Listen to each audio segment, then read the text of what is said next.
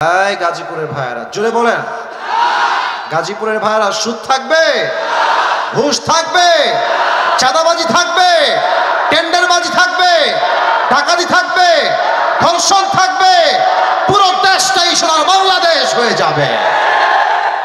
এখন আর কোনো ভয় নাই। আগে আমরা হক কথা বললে বলতো যে জামাতিও বলতো, রাজাকারও বলতো, জঙ্গিবাদ বলতো, মৌলবাদ বলতো। একটা কথা মনে পড়ে গেল, আপনারা সবাই শহীদ আল্লামা দেলোয়ার হোসেন সাইদি হুজুরের নাম শুনেছেন না? আল্লাহু আকবার। আল্লাহ ওনাকে জান্নাতের উঁচু মাকাম নসিব করে পড়েন সবাই। গাজীপুরের মানুষ আসলে অ্যাক্টিভ। আর যে আমিনের সাউন্ড পাচ্ছি আর ঠিক বেঠিকের সাউন্ড পাচ্ছি, এটা ফার্স্ট স্টেপেই প্রমাণ হয়ে গেছে গাজীপুরের সন্তান কেউ কাপুরুষের সন্তান নয়, সব বীর পুরুষের সন্তান। শহীদ আল্লামা দেলোয়ার হোসেন সাইদি হুজুর বলতেন, যারা আমাদেরকে মৌলবাদী বলে গালি দাও, আমরা মোটেও রাগ করি না। কেন রাগ করি না? মৌল আসছে মূল থেকে। মূল মানে হলো কোরআন, মূল মানে হাদিস, মূল মানে হচ্ছে আল্লাহ তাআলা, মূল মানে হচ্ছে হিজ লাস্ট মেসেঞ্জার মুহাম্মদ সাল্লাল্লাহু আলাইহি ওয়াসাল্লাম।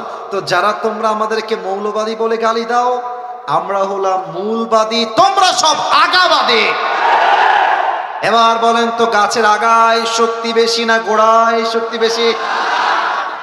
উনি বলতেন তোমরা থাকো গাছের আগায়, বাড়াবাড়ি বেশি কইরো না সোনামণিরা, হ্যাঁ, জুলুমের রাজনীতি কইরো না, আলেমদেরকে ধরে জেলখানায় বন্দী করো না। যদি বেশি বাড়াবাড়ি করো, সময় আসবে এমন 16 কোটি মানুষ গাছের গোড়ায় একটা ঝাঁকুনি দিবে, মামুর বাড়ি দিল্লি গিয়ে পড়বা, দিল্লি গিয়েই তারা পড়েছে। অতএব স্পষ্ট ভাষায় আমার আজকে মাহফিলে পায়গাম, স্পষ্ট মেসেজ সবার জন্য। যদি আগামীতে আমার এই বাংলাদেশের ক্ষমতার চেয়ারে কোন স্বৈরাচার বসতে চায়, সেই স্বৈরাচারকে আবার পতন ঘটাবার জন্য এই গাজীপুরের মাটির থেকে একটা শহীদ আবু সাঈদ নয়, দুইটা শহীদ আবু সাঈদ নয়, হাজার হাজার শহীদ আবু সাঈদ মাথায় কাপড়ের কাপড় বেঁধে বুকের তাজা রক্ত দিয়ে শহীদ হওয়ার জন্য আল্লাহর রাস্তায় জিহাদ করতে বাধ্য হবে। কারা কারা যদি হাত তুলে আল্লাহকে দেখায় দাও।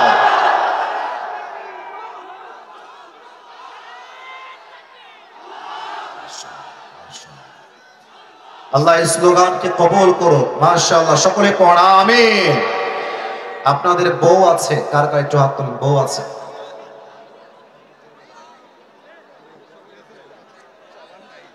বউ আছে, আচ্ছা, হাত নামান, হাত নামান। শীতকালে খুব মজায় আছেন আপনারা, আমি বুঝতেছি। এবার যাদের বউ নাই, খুবই কষ্টে আছে, তারা একটু হাত। আমি কি ভুল দেখছি নাকি? কারো বউ নাই? ইন্না লিল্লাহি ওয়া ইন্না ইলাইহি রাজিউন। হাত নামান, হাত নামান। আহা, খুবই কষ্টের বিষয় যুবক ভাইয়ের। আমি মাঝে মাঝে আমার মাহফিলগুলোতে মজা করেই বলি, যার বউ নাই তার কিছু নাই, নাই নাই কিছু নাই। আর আমি আমার বাবাদেরকে বলবো, আব্বা জান, আপনার ছেলের চরিত্র কম্বল দিয়ে রক্ষা করা যাবে না। আপনার ছেলের চরিত্র ল্যাব দিয়ে রক্ষা করা যাবে না। যুবকদের চরিত্র রক্ষা করতে একমাত্র চরিত্রবান যুবকের বইয়ের দরকার। আল্লাহ আব্বাজানরা বোঝে না, বোঝে না। আল্লাহ আব্বাজানদেরকে বোঝার তৌফিক দান করে পড়েন সবাই আমিন। আচ্ছা, সবাই বিয়ের পক্ষে না বিপক্ষে? আমার বিশ্বাস অল্প বয়সে বিয়ে হয়ে গেলে এই দেশে জেনার সংখ্যা কমবে, বিয়ের সংখ্যা বেড়ে যাবে। আল্লাহ আব্বাজানদেরকে বোঝার তৌফিক দান করে পড়া আমিন। আসলে বাবারা মাঝে মাঝে বোঝে না তা না, কিন্তু আমি বলতে লজ্জা পাচ্ছি। অনেক মেয়েরা আমার ওয়াজ শুনছে, আমি জানি, they are very educated and very qualified. আমি জানি, আমি কোনো বোনকে অসম্মান করে কথা বলছি না, তবে বলতে বাধ্য হচ্ছি যে দেশের 80% মেয়ে বিয়ের সময় চরিত্র নয়, টাকাকে সবচেয়ে বেশি এরা গুরুত্ব দেওয়ার চেষ্টা করে।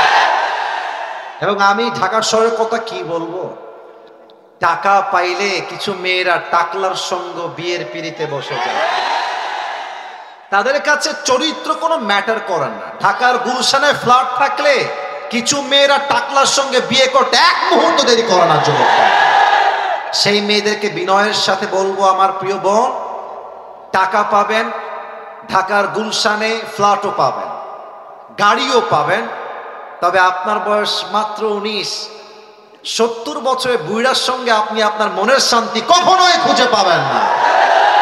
আল্লাহ প্রিয় বোনদেরকে সঠিক বুঝ দান করুন। পড়েন সবাই আমিন। 3টা তাকবীর দিবেন, তাকবীর শেষ হবে। 2টা আয়াতের তাফসীর করব খুবই অল্প সময়ে।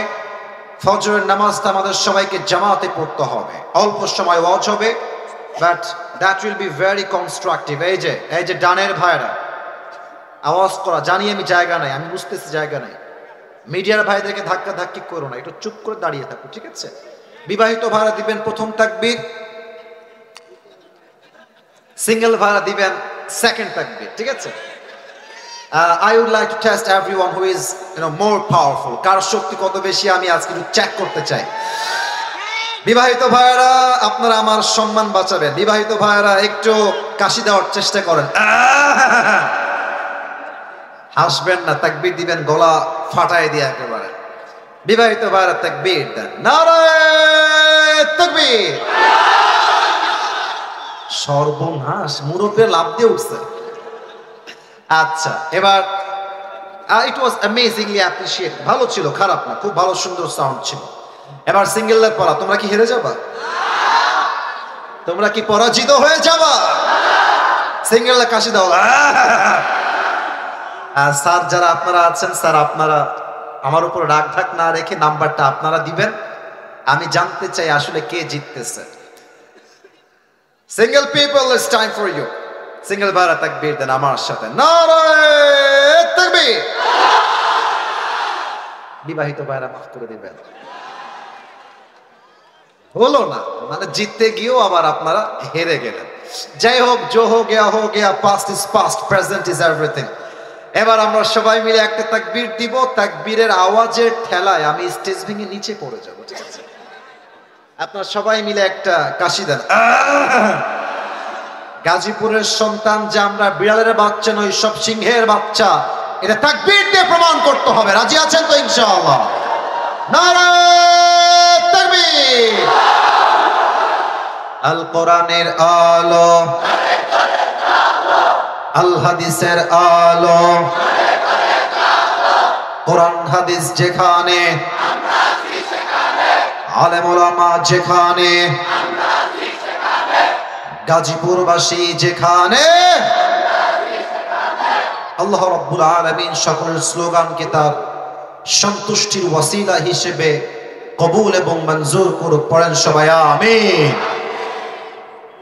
আমার প্রিয় গাজীপুরের ভাইরা, আজ আমরা যেই সূরার থেকে তাফসীর পেশ করব, আমি সেই সূরায় যাওয়ার চেষ্টা করছি।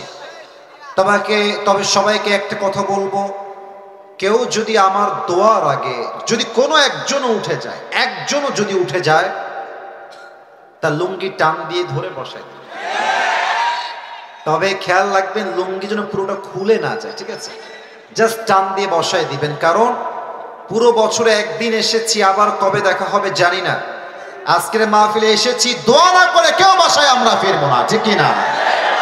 আমি শুরু করছি আল্লাহর নামে, আল্লাহর কোরআন থেকে তাফসীর। আজ যে সূরার থেকে আমরা তাফসীর পেশ করব, সূরাটার নাম হচ্ছে সূরাতু আলাম নাশরাহ। আমার প্রিয় গাজীপুরের ভাইরা সবাই বলেন সূরাতু আলাম নাশরাহ। আওয়াজগুলো জোরে চাই, কারণ আওয়াজ যেন কমে না যায়। সূরাতু আলাম নাশরাহ থেকে আজকে আমরা তাফসীর পেশ করার সর্বোচ্চ ট্রাই করব অল্প সময়ের ভেতরে।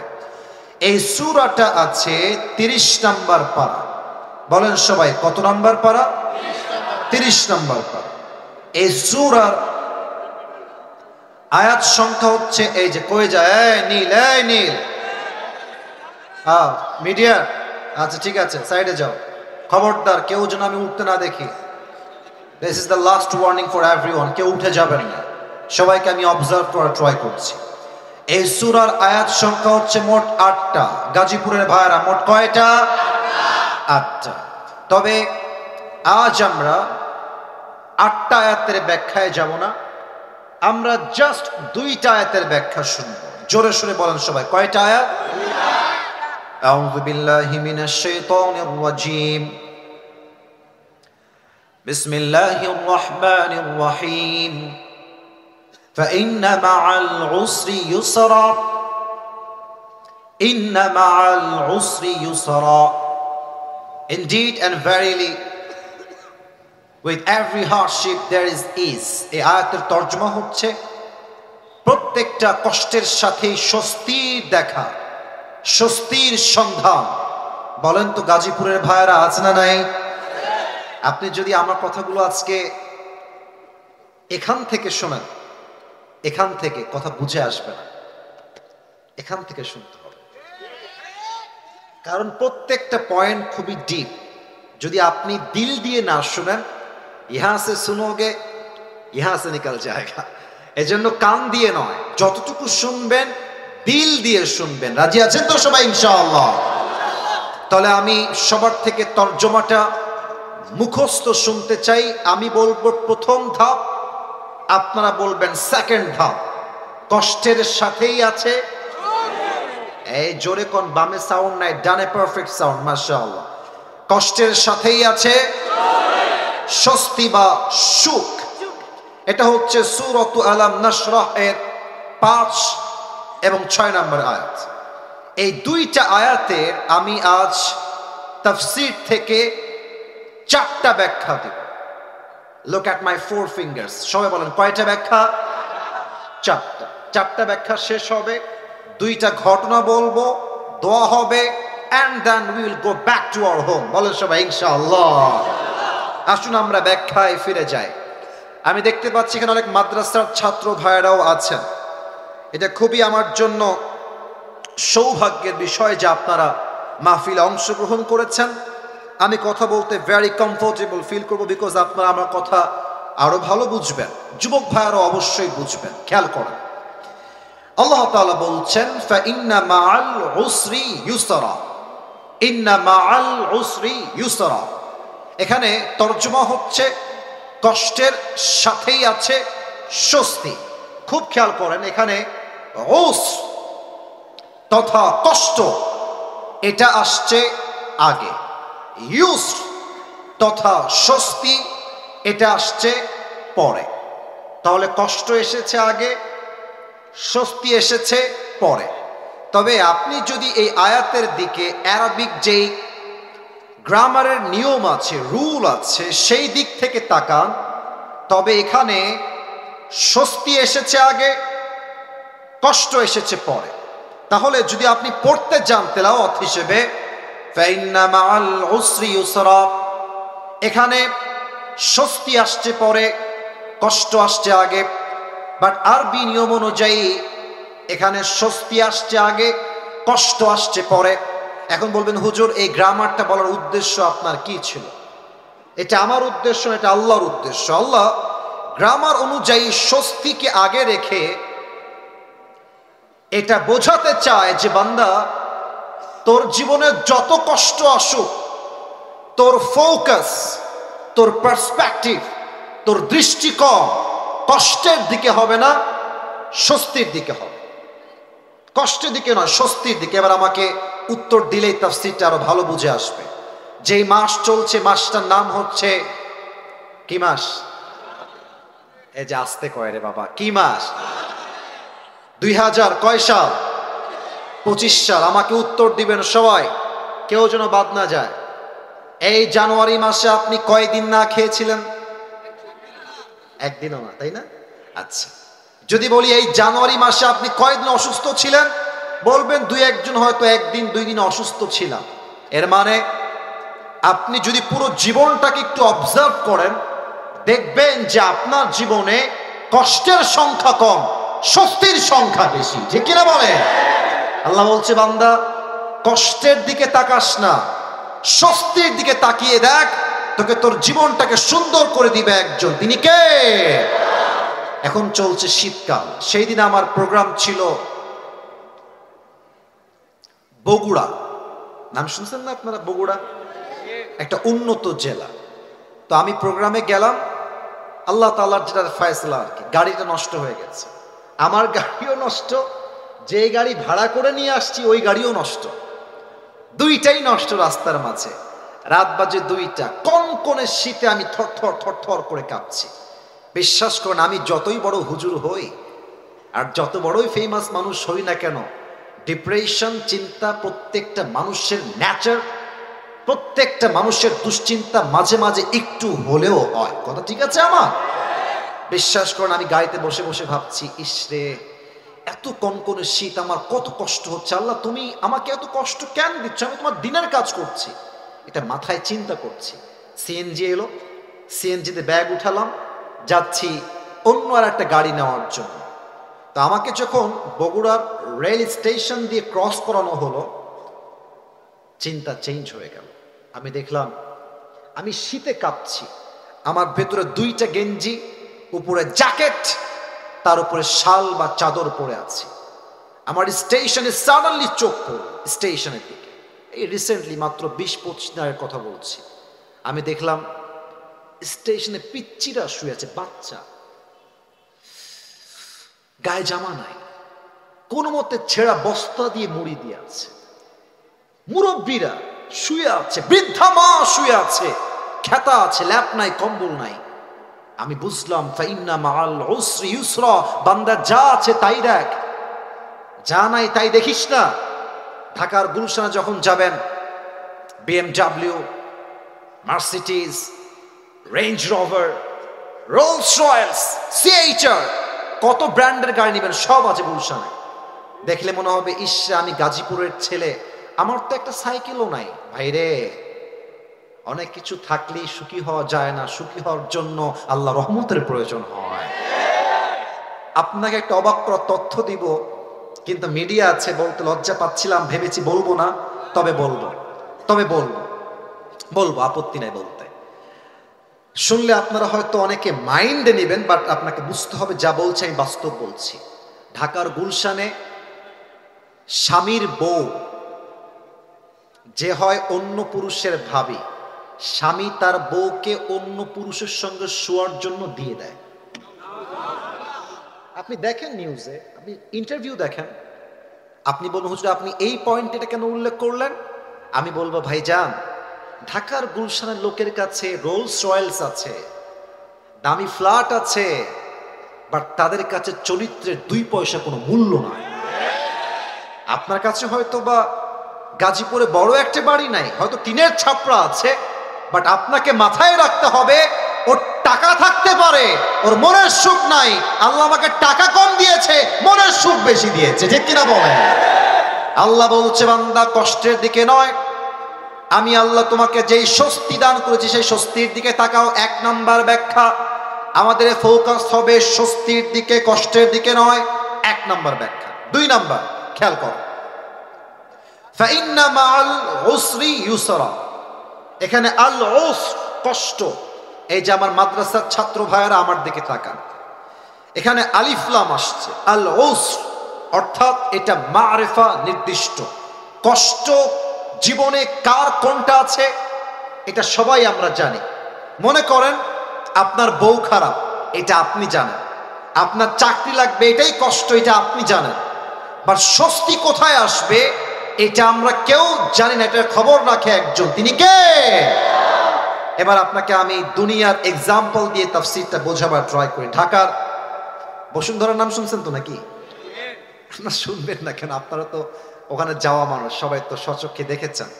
আমি যে কথাটা বলবো সেটা হচ্ছে এইরকম, মাঝে মাঝে রাস্তায় হাঁটলে দেখবা অনেক মেয়েরা এমন বাজে পোশাক পরে বের হয়, দেখলে মনে হয় ঢাকা শহরের মেয়েদেরকে যে কিয়ামত বেশি দিন আর বাকি নাই। যুবক ভাই, এত বাজে পোশাক পরে মনে হয় রাস্তায় কোন উলঙ্গ মেয়ে হেঁটে বেড়াচ্ছে গাজীপুরের ভাড়া। তো এত নষ্টা মেয়ের ভিড়ে দেখছো মাশাআল্লাহ, হঠাৎ করে যে এক বোরকাওয়ালি, হাতেও মোজা, পায়েও মোজা, यार ये तो अभी के अभी जन्नत से भाग के दुनिया में आई है। সোনামণি, উপরে ফিটফাট, মাঝে মাঝে ভিতরে সদর ঘাট হয়। এখন তুমি ভাবছো যে আল্লাহ জীবনে একটাই কষ্ট, বউ নাই, এটা আমি জানি, কিন্তু আমি ভাবছি যে আমার স্বস্তি হচ্ছে এই বেড়ি আমার বউ হইলে আমার আর কোনো কষ্ট থাকবে না, এটা আমি চিন্তা করছি। বাট মাথায় রাখবেন, অনেক মেয়েকে দেখে মনে হবে রাজরানী, বিয়ের পরের দিন দেখবেন রাজরানী নয়, কাল নাগিনী বিয়ে করে আপনি বাসায় নিয়ে আসছেন। অতএব আল্লাহ বলছে, বান্দা কষ্ট কোন বিষয়ে তোর আছে তুই জানিস, বাট স্বস্তি কোন বিষয়ে আসবে এটা তুই জানিস না, এটা জানে একজন। আওয়াজ দিয়ে বলেন সবাই, তিনি কে? আর একটা এক্সাম্পল খুব খেয়াল করবেন, যুবকদের শখের বাইকের নাম হচ্ছে R15 ভার্সন, খুব ভাবসা, সানগ্লাস পরে একটা R15 বাইক নিয়ে বাপ রে বাপ, ওর বাপের রোড, এটা হ্যাভি টান দেয়। তো এটা বড় কষ্টের বিষয় যে আজকালকার মেয়েদের কাছে এই টাউট বাটপাট টিকটকার আর গাঞ্জাখোর পছন্দ হয়, দিনদার পছন্দ হয় না যুবক। এখন যুবক, এই যে যুবকগুলো আমার সোনামুনিরা দাঁড়িয়ে আছে এখানে, ওরা ভাবছে ইস রে, এই মালটা পাইলে আমার জীবন সফল হয়ে যাবে, খালি R15 লাগবে, এইটা পাইলে আমি সফল। আমি আমার কথা বলছি, আমার যে ড্রাইভার ছিলেন তার ভাতিজা এই গত মাসে, এই ডিসেম্বর মাসে বাপকে বলেছে, আব্বা তুমি যদি আমাকে R15 কিনে না দাও আমি আত্মহত্যা করে মরে যাবো। আস্তাগফিরুল্লাহ, নাউজুবিল্লাহ। তো বাবা তো বাবাই হয়, বাবার মতো আপন আসলে পৃথিবীতে কেউ হয় না।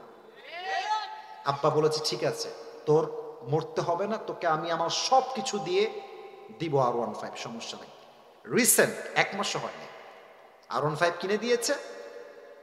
ভোরবেলা সকালবেলা রাস্তা ফাঁকা ছিল, আবেগ কাজ করেছে, বিবেক কাজ করে নাই। গাড়ি তুলেছে 120-এ 30-এ, তো ঠাস করে রাস্তা দিয়ে একটা গাড়ি চলে আসছে মাঝখানের সামনে দিয়ে, আর এটাকে কন্ট্রোল করতে পারে নাই, সোজা গিয়ে খাম্বার সঙ্গে মেরে দিয়েছে, জায়গায় স্পট ডেথ, জায়গায় শেষ। আল্লাহ বলছে, বান্দা তুই ভাবছিস R15 পেলেই সুখ, তুই ভাবছিস ঢাকার গুলশানে ফ্ল্যাট কিনতে পারলেই সুখ, তুই ভাবছিস ব্র্যান্ডের কাপড় পরলেই সুখ, তুই ভাবছিস অমুক কোম্পানিতে চাকরি পেলেই সুখ। না না, তোর সুখের খবর তুই জানিস না, তোর স্বস্তি আসবে কোথায় এটা একমাত্র খবর রাখে একজন, তিনি কে? কথা কি বোঝা যায়? আমার তাফসীরের কথাগুলো কি বোঝা যায়? যায় যায় যায়। তাহলে এটা কয় নাম্বার পয়েন্ট গেল? এই ভাইরা জুড়ে কোন সবাই কয়? 3 নাম্বার পয়েন্ট আরো বড় মারাত্মক, একটু খেয়াল করবেন। ফা ইন্না মাআল উসরি ইউসরা, ইন্না মাআল উসরি ইউসরা, দুইটা আয়াতের শুরুতে একটা হরফ আছে, এটা হচ্ছে ইন্না। সবার থেকে জানতে চাই এই হরফটার নাম কি? এই যে আমার কওমি ছাত্র ভাইরা যারা আছেন, they know this very well, তারা আমার চাইতে আরো ভালো জানে। এটা হচ্ছে হুরুফে মুশাব্বাহা বিল ফিআল। যখন ইন্না কোনো বাক্যের শুরুতে আসে, বাক্যের মাঝে যেই সন্দেহ থাকে সেই সন্দেহ সব দূর করে দেয়। অনেক যুবক মনে মনে ভাবে যে বয়স তো 25 হয়ে গেল, বিয়ে কি শালা হবেই না আমার, আহা। হ্যাঁ এরকম আছে, বিয়ে কি হবেই না, আহা আমি কি আজীবন সিঙ্গেল মরবো, এটা আমিও ভাবতাম। তো আল্লাহ বলছে, বান্দা যতই টেনশন করিস না, ফা ইন্না মাআল উসরি ইউসরা, নিশ্চিত তোর সমস্ত হতাশা দূর করবে একজন, তিনি কে? ফা ইন্না, নিশ্চিত কষ্ট দূর হবে। 4 নাম্বার ব্যাখ্যা, শেষ ব্যাখ্যা আমার, আল্লাহ রাব্বুল আলামিন বলছে ফা ইন্না মাআল উসরি ইউসরা, এখানে তরজমা হবে কষ্টের সাথেই আছে সুখ। আমরা তরজমা মাঝে মাঝে করি কষ্টের পরেই সুখ, এটা ভুল তরজমা, এই তরজমা করা যাবে না। কারণ কি, খেয়াল করো, যদি কষ্টের পরেই সুখ তরজমা হতো তাহলে আল্লাহ বলতেন ফা ইন্না বা'দাল উসরি ইউসরা, কিন্তু কষ্টের পরেই সুখ নয়, কষ্টের সাথেই স্বস্তি। আল্লাহ বলছে ফা ইন্না মা'আল উসরি ইউসরা। এর ব্যাখ্যা একটা ঘটনা বলতে চাই আমি আমার জীবন থেকে, বলা যাবে নাকি যাবে না? আপনারা আমাকে ফেসবুকে আগে দেখেছেন নাকি কখনো? মানে আপনারা সব আমাকে চেনেন নাকি? আমার যে একবার গাড়ি অ্যাক্সিডেন্ট হয়েছিল, এটা কি আপনারা দেখছেন কেউ কেউ? আচ্ছা মাশাআল্লাহ, হাত নামান। এটা 2024 সালের জানুয়ারি মাসের কথা। আমার প্রোগ্রাম ছিল, এটা আমি বানায়ও বলছি না, টাইম পাস করার জন্য বলছি না, আমি জাস্ট বোঝাবো কষ্ট আছে যেখানে স্বস্তিও আছে আরে ডায়লগটা দেন না, কষ্ট আছে যেখানে স্বস্তি আছে।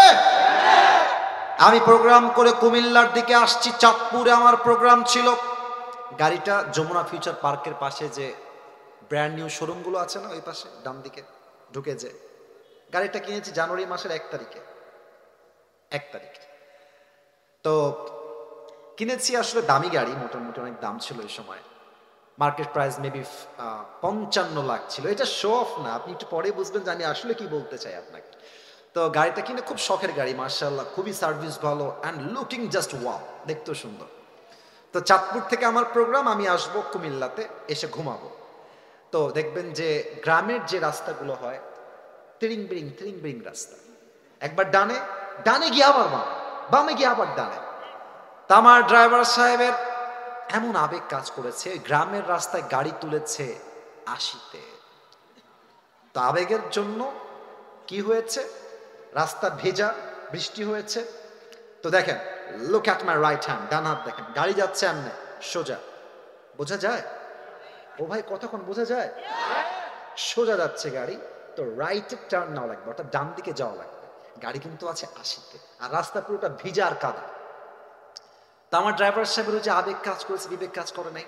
80-তে গাড়ি আছে, তো এই দেখেন ঠাস করে ইউটার্ন নেওয়ার জন্য গাড়িটা এমনি ঘুরাইছে। গাড়িটা ডান দিকে না গিয়ে সোজা খাদে চলে গিয়েছে। আর খাদে গেছে কেমনে আমি বুঝাই বলি। একবার এমনে উল্টাইছে, আবার উল্টাইছে, থার্ড টাইম আমি বুঝলাম আমি জমিনের পানিতে পড়লাম। আমি তো অলরেডি কালেমা পড়ে ফেলেছি, তখন খুব সিরিয়াস ছিলাম। আসলে সবাই কালেমা পড়েছে, আমরা যারা ছিলাম সবাই মোটামুটি কালেমা পড়ে ফেলেছি। তো গাড়ি যখন নিচে পড়ে গেল, আমি দেখতে পাচ্ছি ভেতর থেকে পানি উঠছে। গাড়ির ভেতরে পানি অলরেডি উঠে গেছে। আমার সামনে যিনি ছিলেন এক গ্লাসে বাড়ি দিয়েছে, এক বাড়িতে গ্লাস ভেঙে গেছে। ও জানলা দিয়ে লাফ দিয়েছে পানির ভেতরে, ওখানে নেমে গেছে ওখানে। আর আমরা ছিলাম 7 জন। গাড়ির এমন জোরে আওয়াজ হয়েছে কুমিল্লাতে, অনেক এলাকার লোক ওখানে চলে আসছে, আশেপাশে সবাই চলে আসছে। কি হলো রে, কে এখানে, বেঁচে আছে কিনা মরে গেল, সবাই দেখতে চলে আসছে। কোনো মতে আমাকে গাড়ি থেকে বের করা হলো। আমি পানির থেকে উপরে উঠলাম। যখন উপরে উঠেছি, গাড়ির দিকে আমি তাকাই, দেখলাম যে মাশাআল্লাহ আমার গাড়ির সামনের দিকে গ্লাস ভেঙে গেছে, ডান দিকে আমার জানালা নাই, নিচে আমার সিট নাই, উপরে আমার ছাদ নাই, গাড়িই নাই। তো মনটা এত খারাপ লাগলো, ইস রে, কেবল ব্র্যান্ড নিউ গাড়িটা কিনলাম শোরুম থেকে, 7 দিন হলো না, এত কষ্টের টাকা জমিয়ে কিনলাম, শেষ হয়ে গেল। কষ্ট, স্বস্তি কোথায়? এক জায়গায় স্বস্তি আছে যে ইস রে, আরে গাড়ি গেছে যাক না, যেখানে আমার বাঁচার কথা নয়, এখানে আমার চুল পরিমাণ কোনো আঘাত আমার গায়ে লাগে না। আল্লাহকে বললাম, আল্লাহ গাড়ি যাক, আমি তো বেঁচে আছি, আমার ঠ্যাং তো ভাঙে নাই, আমার হাত তো ভাঙে নাই, এটাই কথা। বেঁচে থাকলে একদিন এই সব গাড়ি নয়, একদিন BMW কিনতে পারবো, ঠিক কিনা বলে? আল্লাহ বলছে, বান্দা কষ্টের পরে সুখ নয়, কষ্ট আছে যেখানে স্বস্তি আছে সেখানে। আচ্ছা, একজন মা যখন গর্ভবতী হয়, পেটের ভেতরে একটা যন্ত্রণা, বলেন তো গাজীপুরের ভাইরা আছে না নাই? কি যে কষ্ট হয় মায়ের, একমাত্র মাই জানে। বাট মায়ের মাথায় একটা চিন্তা স্বস্তির থাকে যে যত কষ্টই আমার হোক, আমি তো মা ডাকটা শুনবো, আমার সন্তান যখন আমাকে মা ডাক দিবে, সমস্ত কষ্ট আমি এক মুহূর্তেই ভুলে যাব, ঠিক কিনা বলে? আল্লাহ বলছে, বান্দা কষ্টের পরে সুখ নয়, কষ্টের সাথেই রয়েছে স্বস্তি। তবে এই বার্তা সেই মানুষ বুঝবে যার মাঝে আছে 2টা গুণ। সবাই 2 হাত তোলেন, এই যে 2 আঙ্গুল, সবাই আমাকে দেখাবেন। কষ্টের সাথেই আছে স্বস্তি, এটা আমল করতে কয়টা গুণ লাগবে? আপনাদের সকলের শোনার মন আছে তো ইনশাআল্লাহ? হাত নামান, সবাই একটা তাকবীর দেন, নারায়ে তাকবীর। 12টা বেজে গেছে অলরেডি, ওয়াজ 1 ঘন্টা হয়ে গেছে, আরো 10 থেকে 15 মিনিট সময় আমাকে দেওয়া যাবে না ইনশাআল্লাহ? ইনশাআল্লাহ আওয়াজ তো বলছে না, বলেন সবাই ইনশাআল্লাহ। 1 নাম্বার গুণের নাম হচ্ছে ধৈর্য। বলেন সবাই, 1 নাম্বার গুণের নাম কি? ধৈর্য। আমি একটা কথা সবাইকে জিজ্ঞেস করতে চাই, যদি আমার ভুল হয় আপনারা আমাকে ধরিয়ে দিবেন। সাররাবাদ, আমি আমার জায়গা থেকে বলছি, আমার সামনে যতগুলো যুবক এখানে এসেছে, এটা আমার আন্তরিকতার বিশ্বাস, এখানে 90% বেশি যুবক ভাইরা আমরা সবাই মধ্যবিত্ত পরিবারের সন্তান এই মাহফিলে এসেছি। আমি আমার একটা ওয়াজে বলেছিলাম যে মধ্যবিত্ত পরিবারের সন্তান মানেই হচ্ছে এক একটা ব্র্যান্ড। কেন ব্র্যান্ড? সাইকেল দিবেন আমাদেরকে, চলবে। বাইক দিবেন, চলবে। কার দিবেন, চলবে। বলবেন যে কার দিব না, বাইক দিব না, হেঁটে হেঁটে এসো, তাও আমার চলবে, কারণ আমি মধ্যবিত্ত পরিবারের সন্তান, ঠিক কিনা? আপনি আমাকে ভাত দিবেন, ডাউল দিবেন, তাও আমার চলবে। আপনি আমাকে ভাত দিবেন, আলু ভর্তা দিবেন, তাও আমার চলবে। আপনি আমাকে ভাত দিবেন, গোস্ত দিবেন, তাও আমার চলবে। আপনি আমাকে এক প্লেট ভাত দিবেন, আর কিছুই দিবেন না, এক গ্লাস পানি দিবেন, একটা মরিচ দিবেন, আমার পান্তা ভাত হলেও চলবে। আপনি বালিশ দিবেন, ঘুমাবো, বালিশ দিবেন না, তাও ঘুমাবো। খাট দিবেন, ঘুমাবো, খাট দিবেন না, তাও ঘুমাবো। কারণ হলো আমি বড় ঘরের খেয়ে পড়ে বড় হওয়া ব্রয়লার মুরগি না, আমি মধ্যবিত্ত পরিবারের সন্তান। আমি যেমন আরাম করতে পারি, তেমন আমি মাথার ঘাম পায়ে ফেলে কঠোর পরিশ্রম করতে পারি, ঠিক কিনা বলেন? আল্লাহ বলছে কি দেখেন, ইন্নামা ইউওয়াফাস সাবিরুনা আজরাহুম বিগাইরি হিসাব। কিয়ামতের দিন মানুষের মাঝে দুইটা দল হবে, ফারিকুম ফিল জান্নাহ ওয়া ফারিকুম ফিস সাঈর। One group will enter in the paradise and another group will enter in the hellfire. এক দল যাবে জান্নাতে, আরেক দল যাবে জাহান্নামে। জান্নাতের কাতার হবে ডান দিকে। গাজীপুরের ভাইরা, জান্নাতের কাতার কি বাম দিকে না ডান দিকে? আল্লাহ বলবে, এই আব্দুর রহমান বের হও, এই আব্দুল্লাহ বের হও, এই আব্দুর রহিম এটাও বের হও, এই কাতার থেকে বাহিরে আসো। আল্লাহ কেন বের হও? আমরা কি জান্নাত পাবো না? আল্লাহ আল্লাহ বলবে, বান্দা জান্নাত তো পাবা, তবে একটা বিশেষ অফার আছে তোমার জন্য। কেন, কি অফার? আল্লাহ বলবে, আজকে আমি আল্লাহ তোমাকে বিনা হিসাবে জান্নাত দান করব। আল্লাহ বিনা হিসাব কেন? আমি কি এমন আমল করেছি আল্লাহ? আল্লাহ বলে, বান্দা ওই যে তুমি দুনিয়ার বুকে গরিব ঘরের ছেলে ছিলে, মধ্যবিত্ত পরিবারের ছেলে ছিলে, এত কষ্ট তোমার হৃদয়ে চাপা ছিল, বাট কেউ যখন তোমাকে বলতো ভাই তুমি কেমন আছো, তুমি সব ভুলে বলতা ভাই আলহামদুলিল্লাহ, আল্লাহ অনেক ভালো রেখেছে, তুমি ধৈর্যশীল ছিলা। ইন্নামা ইউওয়াফাস সাবিরুনা আজরাহুম বিগাইরি হিসাব। Those who observe patient, they will be given their reward without measure. আল্লাহ বলছে ধৈর্যশীল বান্দাকে আমি আল্লাহ তাআলা বিনা হিসাবে জান্নাত দিব। সুবহানাল্লাহ। কিছু প্রশ্ন করছি, দেখা যাক আপনারা উত্তর করতে পারেন কিনা। বলেন তো আমার গাজীপুরের ভাইরা, নবীজির একমাত্র কলিজার টুকরা মেয়ে, যার দ্বারা নবীজির বংশ বিস্তার হয়েছে, তার স্বামীর নাম হচ্ছে আলী, তার সন্তানের নাম হচ্ছে হাসান এবং হুসাইন রাদিয়াল্লাহু তাআলা আনহুমা। সে নারীর নাম কি ছিল? এত আস্তে বলবেন, এটা এক্সপেক্ট করে নাই। বলেন সবাই, নাম কি ছিল? রাদিয়াল্লাহু তাআলা আনহা। এই একটা ঘটনা বলবো, আমি যেন কোনো চোখ ডান বাম দেখতে না পাই। লুক অ্যাট মাই ফেস, আমার চেহারার দিকে তাকায় থাকেন। একদিন ফাতেমা রাদিয়াল্লাহু তাআলা আনহার ঘরে এত অভাব, হাদিসে আসছে 3 দিন যাবত চুলায় আগুন জ্বলে না, ভাত নাই, ডাল নাই, চাল নাই, কিছুই নাই।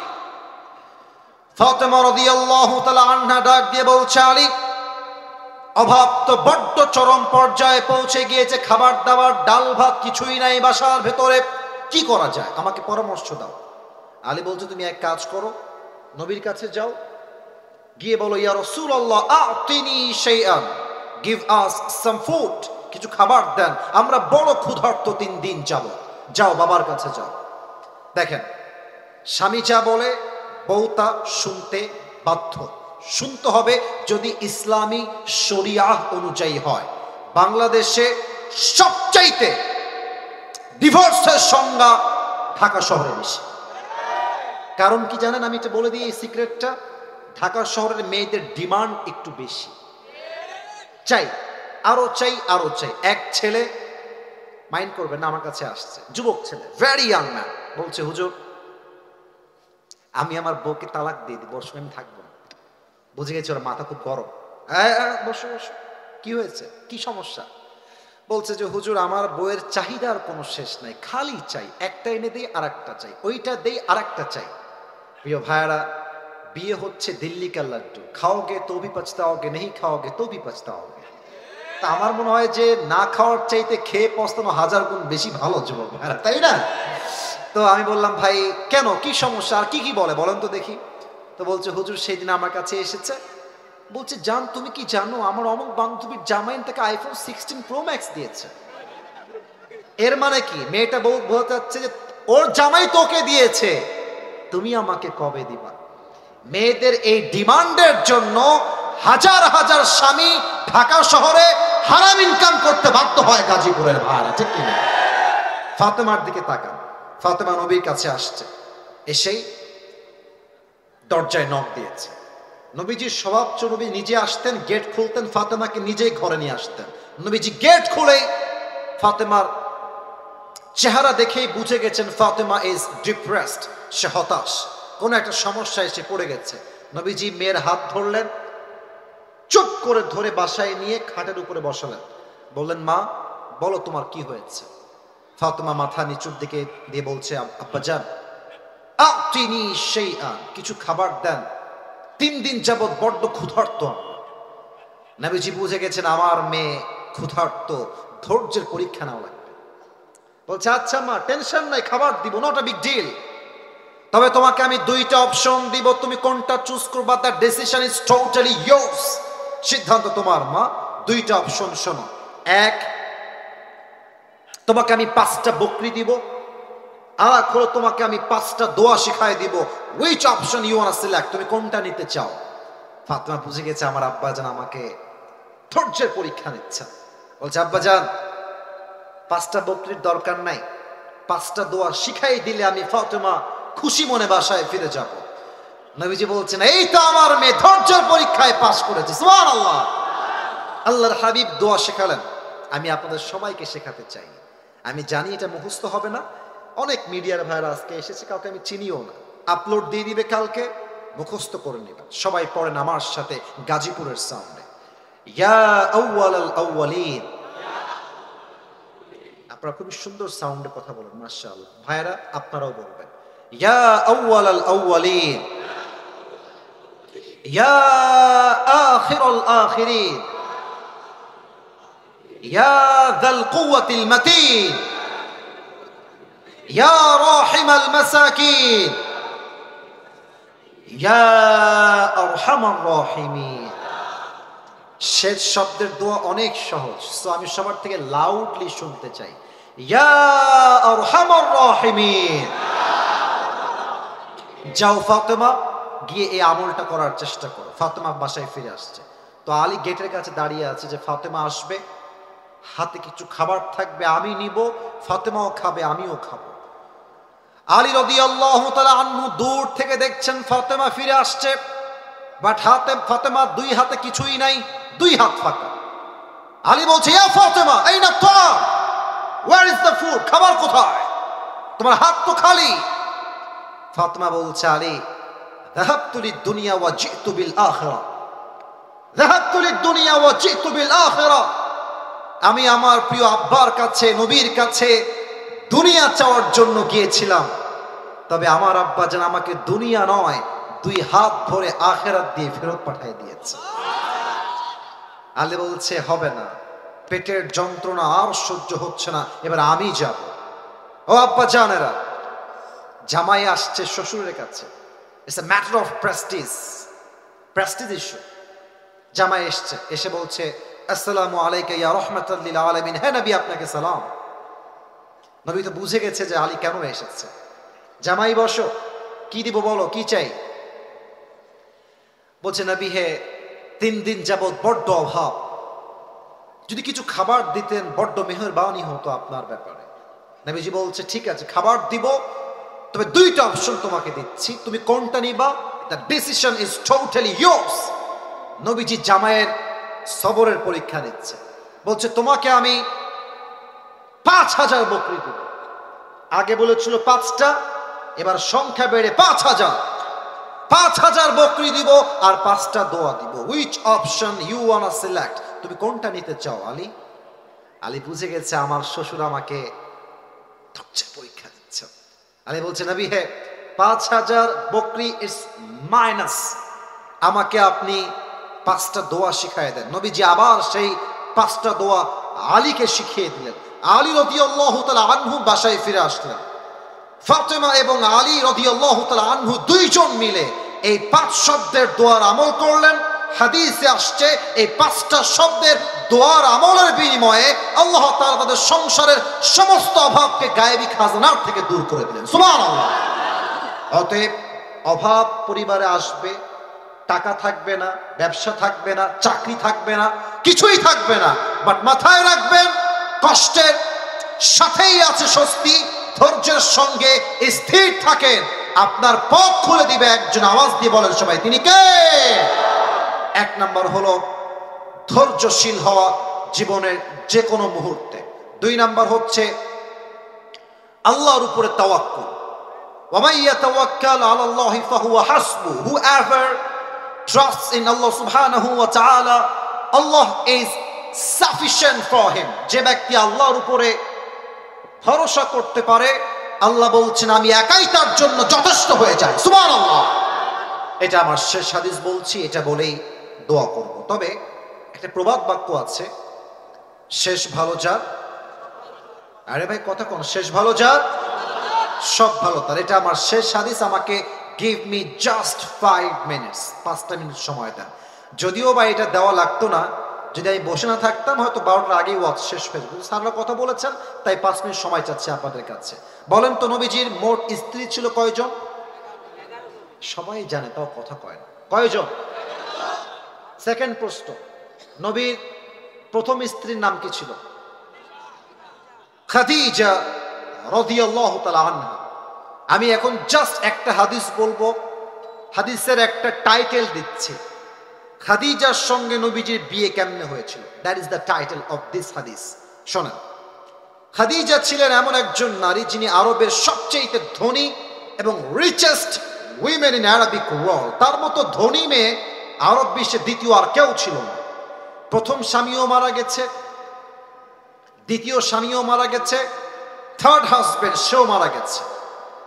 খাদিজা একদিন রাতের আধারে ঘুমিয়ে থেকে স্বপ্ন দেখছে যে আকাশে একটা চাঁদ উঠেছে, চাঁদের আলোতে পুরো দুনিয়াটাই আলোকিত হয়ে গেছে। উনি চাঁদের দিকে তাকিয়ে অবাক, চাঁদের আলো এত বেশি হতে পারে। দেখছেন চাঁদটা তাকানোর সাথে সাথেই আকাশ থেকে খাদিজার বুকের দিকে চাঁদটা ভেঙ্গে ভেঙ্গে পড়ছে। স্বপ্ন দেখে ঠাস করে ঘুম থেকে উঠে গেছে। কি স্বপ্ন দেখলাম, এটা এর ব্যাখ্যা কি হবে? তার চাচা ছিলেন ওয়ারাকা বিন নাফেল, তিনি ছিলেন স্বপ্নের ব্যাখ্যাবিদ। তার কাছে গেলেন, বললেন যে চাচা, আমি স্বপ্নে দেখলাম আকাশ থেকে চাঁদটা ভেঙে আমার বুকের দিকে পড়ছে, এই স্বপ্নের ব্যাখ্যা কি আমাকে এখনই বলেন। তার চাচা তাওরাত খুললেন, ইনজিল খুললেন, ব্যাখ্যা পড়ে জানলেন যে Khadija, it's a good news for you, it's a good news, তোমার জন্য এক বিশাল সুসংবাদ। কি সুসংবাদ? তার চাচা বলছে শেষ নবী এই জামানার তোমার স্বামী হিসেবে কবুল হতে চলেছে। সুবহানাল্লাহ। অপেক্ষা করো, সেই স্বপ্নের পুরুষ তোমার জীবন একদিন আসবেই। একদিনের ঘটনা, নবীজি ব্যবসার জন্য খাদিজার বাসায় আসলেন, এটা আমরা সবাই জানি। খাদিজা দূর থেকে দেখলেন এক যুবক এসেছে। তার চেহারা, তার মুখের চাপদাড়ি, তার ফিজিক্যাল অ্যাট্রাকশন, তার হ্যান্ডসামনেস, তার সৌন্দর্য, তার ব্যক্তিত্ব, খাদিজা দেখেই বুঝে গেছে এটাই হবে শেষ নবী। সুবহানাল্লাহ পড়বেন না আপনারা সবাই? কিন্তু আমাদের যুবকদের লজ্জা শরম একটু কম, তাই আমরা প্রস্তাব চাইলে দিতে পারি, বাট মেয়ে মানুষের লজ্জা একটু বেশি। ওরা চাইলেই বিয়ের প্রস্তাবটা সহজে দিতে পারে না। তো খাদিজা প্রস্তাব দিবে কেমনে, প্ল্যান করলেন একটা ছোট্ট প্ল্যান। ওনার একজন দাসী ছিলেন, তাকে ডাকলেন, ডেকে বললেন এই নেন হাদিয়া, অনেক হাদিয়া, একটা কাজ করে দিবেন, এই যুবককে আমার পক্ষ থেকে বিয়ের প্রস্তাব দিবেন। তো মুরব্বীদের বুদ্ধি একটু বেশি হয়, মহিলার বয়স ভালো ছিল, সে বলল খাদিজা আজকে নয়, ব্যবসা করে ফিরে আসুক, নেক্সট টাইম প্রস্তাব দেওয়া যাবে। পরের কথা, এবার খাদিজার দাসী নবীর ঘরে আসছে। এই যুবক ভাইরা মন দাও, মাত্র 3 মিনিট বাকি আমার বলার জন্য, 3 মিনিটে শেষ করার ট্রাই করছি। নবীর ঘরে খাদিজার দাসী আসছে, এসে সালাম কালাম দিয়ে কথা বলছে, very normally conversation they are making. তো কি বলছে? বলছে আচ্ছা মুহাম্মদ, সবই বুঝলাম, তোমার কথাবার্তা সব ঠিকঠাক আছে, তো তোমাকে একটা প্রশ্ন করবো, রাগ করো না তুমি আমার প্রশ্নের জন্য। বলেন কি প্রশ্ন বলেন। বলছে আচ্ছা তোমার বয়স তো মাশাআল্লাহ, ইউ আর 25 ইয়ার্স ওল্ড, 25 বছর তোমার বয়স, তাগড়া যুবক, তুমি ব্যবসায়ও হাত দিয়ে ফেলেছো অলরেডি, তো তুমি বিয়ে করো না কেন? কি কারণটা কি আমাকে কিছু বলা যাবে? নবীজি যে উত্তর দিয়েছেন এটা হাজার হাজার যুবকদের মনের উত্তর। নবীজি বলছেন বিয়ে তো আমি করতে চাই, বাট আমার কাছে এটা নাই, নাই, টাকা নাই। তো যার কাছে টাকা নাই তার কাছে মেয়ে বিয়ে দিবে কোথায়? কে দিবে? এবার তার দাসী ছিল খুব চালাক, বলছে আরে টাকার চিন্তা তোমার, আরে it's not a big deal, আমার কাছে এমন একজন মেয়ে আছে যেই মেয়েকে বিয়ে করলে তোমার মোহর দেওয়া লাগবে না, খাবার দেওয়া লাগবে না, বাড়ি দেওয়া লাগবে না, পোশাক দেওয়া লাগবে না, বরং সেই মেয়েকে কবুল করে বিয়ে করলে তোমাকে সেই মেয়ে তোমার সবকিছু অ্যারেঞ্জমেন্ট করে দিবে। সুবহানাল্লাহ পড়বেন না আপনারা? তো নবীজি রিয়াকশন দেখেন, আমার চশমাটা একটু খুলি, নবীজি এমনি মানে was very shocked, you know, এমন মেয়ে কি আদৌ আছে? কোথায় পাবো এমন মেয়ের সন্ধান? মাসমুহা, সেই মেয়ের নাম কি আমাকে বলেন। তো সে বলছে ইসমুহা খাদিজা, তার নাম হলো খাদিজা, তুমি কি বিয়ে করবা? অবাক করার বিষয় হচ্ছে নবীজি আগের থেকেই খাদিজা রাদিয়াল্লাহু তাআলা আনহাকে মনে প্রাণে পছন্দ করতেন, তবে it's a matter of money, matter of money. মনে রাখবেন, বড়লোক ঘরের ছেলে গরিব ঘরের মেয়েকে বিয়ে করে, বাট বড়লোক ঘরের মেয়ে কখনো গরিব ঘরের ছেলেকে বিয়ে করে না। তো নবীজি ভাবছে প্রস্তাব দিব কেমনে, আমি তো গরিব ঘরের ছেলে। তো প্রস্তাব খাদিজার পক্ষ থেকে আগে আসছে। তো নবীজি বলছে আপনি যান, আমি কালকে আমার চাচা আবু তালেবকে নিয়ে বাসায় আসবো, ওখানে ফাইনাল ডিসিশন আমরা মেক করব। তো দাসী চলে আসছে, তারপরের দিন নবীজি চাচাকে নিয়ে গিয়েছেন খাদিজার বাসায়। তো আবু তালেব বলছে খাদিজা আপনি কি শিওর, আর ইউ 100% কনফার্ম যে আপনি তাকে বিয়ে করবেন, মুহাম্মদকে বিয়ে করবেন? বলছে ইয়েস, আই এম 100% কনফার্ম যে আমি তাকে স্বামী হিসেবে পেতে চাই। তো এবার আবু তালেব বলছে খাদিজা আমরা প্রস্তাবে রাজি আছি, তবে একটা কথা বলতে চাই, আমার ভাতিজার কাছে টাকা পয়সা কিছু নাই, বাড়ি গাড়ি কিছু নাই, তবে এতটুকু বলবো আমার ভাতিজার মতো আদর্শবান চরিত্রবান এই তল্লাটে দ্বিতীয় আর কেউ নাই যুবক ভাই, ঠিক কিনা বলে? খাদিজা বলছে আমার এইটাই দরকার, টাকার দরকার আমার নাই। মায়েরা বুঝে নিয়েন কথাটা, মায়েরা বোনেরা বুঝে নিয়েন কথাটা। খাদিজা বলছে আমার টাকা পয়সা লাগবে না, চরিত্র হলেই আমার চলবে। তো কি করা যায়, এখন বিয়ে হবে। এখন আবু তালেব বলছে খাদিজা আমরা আপনাকে কি মোহর দিব? মোহর তো আমাদের কাছে দেওয়ার মতো কিছু নাই, আমরা গরিব ঘরের ছেলে, তবে একটা মোহর দিব আপনাকে, 20টা উট মোহর হিসেবে। বলছে ঠিক আছে যা দিবেন তাতেই আমি খুশি। 20টা উট মোহর দেওয়া হলো, বিয়ে হয়ে গেল। এখন বিয়ের পরে মেহমান আসছে, বর পক্ষ কনে পক্ষ, কিছু খাওয়া দাওয়ার আয়োজন করার দরকার আছে না? বোঝে না, খাওয়া দাওয়ার দরকার একটু আছে না ভাইরা? বলে একটু অলিমার দরকার। তো খাদিজার মন কত বড়। খাদিজা বলছে যেহেতু আমার স্বামী গরিব ঘরের ছেলে, আপনারা আমার 20টা উট যে মোহর হিসেবে দিয়েছেন, এই 20টা উট মেহমানদের জন্য, মেহমানদারি করার জন্য আল্লাহর রাস্তায় জবাই করে দেন। সুবহানাল্লাহ। এবার বিয়ে হয়ে গেল, আকদ সম্পূর্ণ হয়ে গেল। বাসর, খাদিজা বাসর রাতে আগেই বসে আছে। নবীজি বাসর ঘরে এন্ট্রি নিয়েছেন, প্রবেশ করেছেন। হাদিসের শেষাংশে আমি আছি, এটাই শেষাংশ। নবীজি এসে খাদিজার পাশে বসেছে। তো নবীজি একটু নার্ভাস, মানে প্রথম বিয়ে হলে যা হয় আর কি, হ্যাঁ, বাসরাতে সবাই নার্ভাস ফিল করে, নবীজিও নার্ভাস। তো নবীজি চুপচাপ বসে আছে, খাদিজাও চুপচাপ বসে আছে। তো খাদিজা যেহেতু আগের থেকে একটু অভিজ্ঞ মানুষ, নবীর চাইতে একটু বেশি, তো খাদিজা নিজের থেকেই বলছে আচ্ছা আপনি কি জানেন যে আমি আপনাকে স্বামী হিসেবে কেমনে পেয়েছি? আপনি কি জানেন এটা? নবীজি